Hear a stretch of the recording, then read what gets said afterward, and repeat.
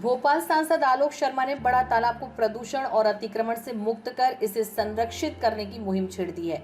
उन्होंने कहा कि वे जल्द ही बड़े तालाब की 57 किलोमीटर की परिक्रमा करने वाले हैं। उन्होंने बड़ा तालाब की परिक्रमा का उद्देश्य बताते हुए कहा कि तालाब की सीमाओं पर से अतिक्रमण और प्रदूषण हटना चाहिए। राजा भोज के समय तालाब की स्थिति क्या थी और वर्तमान में क्या है, 365 जल स्रोतों का पता लगाएंगे, इसकी गहराई, लंबाई और सीमाएं क्या थी, इसका अध्ययन करेंगे। सांसद शर्मा ने कहा कि सेप्ट की रिपोर्ट और टीएनएसपी के मास्टर प्लान का भी अध्ययन करेंगे। राजस्व रिकॉर्ड और केपीएमजी की रिपोर्ट का भी अध्ययन कर रहे हैं। बड़े तालाब का मूल स्वरूप जनता के सामने आना चाहिए। तालाब को साफ, स्वच्छ और अतिक्रमण मुक्त कर इसे संरक्षित करने पदयात्रा करेंगे।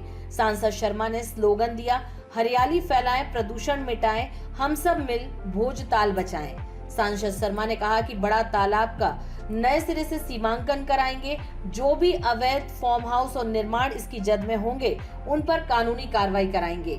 उन्होंने कहा कि कोई कितना ही बड़ा माफिया क्यों ना हो, बड़े तालाब की सीमा पर अतिक्रमण नहीं होने देंगे, प्रदूषण नहीं होने देंगे। भोपाल के बड़े तालाब में 2 बुर्जे हुआ करते थे। एक बुर्जे को भारतीय जनता पार्टी की सरकार ने राजा भोज की प्रतिमा स्थापित कर दी, और जो दूसरा बुर्जा है, और दूसरे बुर्जे के पास जो लंबी दीवार है, यहाँ के हमारे पास फोटोग्राफ्स है नीचे के, उस फोटोग्राफ्स को भी हम लाएंगे। और जो इमेज सामने आई है, उसमें कहीं ना कहीं ये जानकारी हमको मिलती है कि एक कालखंड के अंदर एक वैदिक नगर बड़े तालाब के नीचे बसा हुआ है।